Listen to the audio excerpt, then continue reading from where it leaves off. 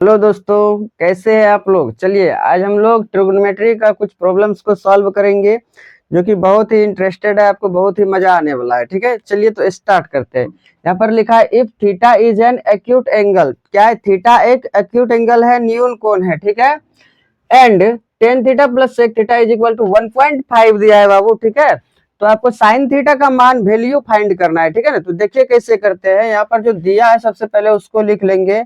Solution क्या दिया है बाबू?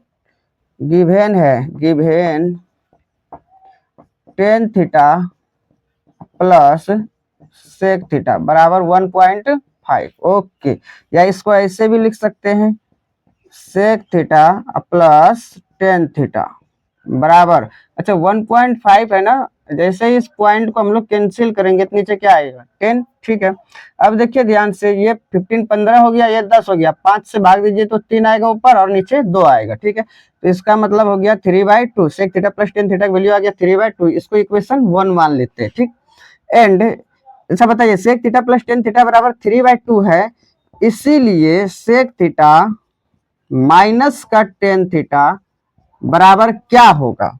बराबर क्या होगा? तो आप लोग एकदम ध्यान से देखिए, आपको पता है एक बेसिक फॉर्मूला कि sec square theta minus tan square theta बराबर क्या होता है बाबू? 1 होता है।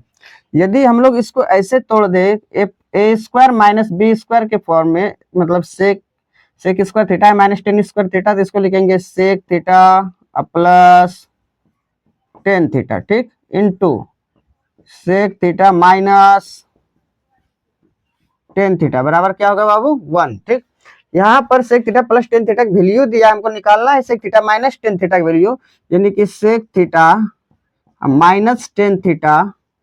इस वाले टर्म को इधर रखेंगे पूरे को, और इसको दूसरे साइड ले जाएंगे तो क्या हो जाएगा? 1 by sec theta plus tan theta. ठीक है, 1 है ऊपर में तो 1 लिखेंगे। Sec theta plus tan theta का वैल्यू क्या दिया है? 3/2। यहाँ पर लिखेंगे 3/2। जैसे ही इसको पलटी मारेंगे तो ये हो जाएगा 2/3। ठीक है, चलिए तो sec theta minus tan theta का वैल्यू क्या आ गया है बाबू? 2/3। इसको इक्वेशन 2 मान लेते हैं। ठीक है, अब क्या करेंगे? इक्वेशन 1 एंड 2 को ऐड करेंगे, जोड़ेंगे। यहाँ पर लिखेंगे एडिंग 1 एंड 2। ठीक है, 1 और 2 को जोड़ रहे हैं तो बताइए क्या हो जाएगा? सेक थीटा, सेक ये थीटा है, sec theta plus tan theta, sec theta plus tan theta बराबर क्या दिया है? 3/2। और दूसरा इक्वेशन क्या है? Sec theta minus tan theta बराबर क्या है बाबू? 2/3। देखो यहाँ है ना, अब दोनों को ऐड करेंगे तो ये टेन थीटा कैंसिल होगा, क्योंकि एक प्लस में और एक माइनस में। यहाँ पर आ गया है बाबू 2 सेक थीटा बराबर, अच्छा 3/2 और 2/3 को जैसे जोड़ेंगे तो क्या होगा? ये भिन्न के रूप में है, भिन्न के रूप में है, तो इसको जोड़ेंगे तो ये आएगा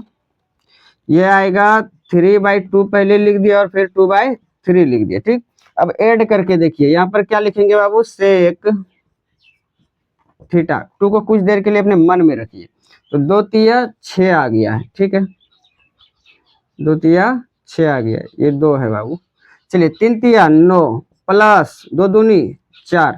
अच्छा ये तो 2 था, 2 अब गुना से भाग में जाएगा तो यहाँ नीचे उतरेगा 6 × 2। चलिए अब क्या है कि सेक थीटा का वैल्यू आ गया है बाबू, सेक थीटा का वैल्यू आ गया है, सेक थीटा का वैल्यू आ गया है 13/12। ठीक है, 9 4 13 और 6 दूनी 12। ठीक है, हो गया यार। अब ध्यान से देखिए, तो आगे जैसे ही हम लोग आगे बढ़ेंगे तो हमको साइन थीटा का वैल्यू ज्ञात करना है। किसका? साइन थीटा का।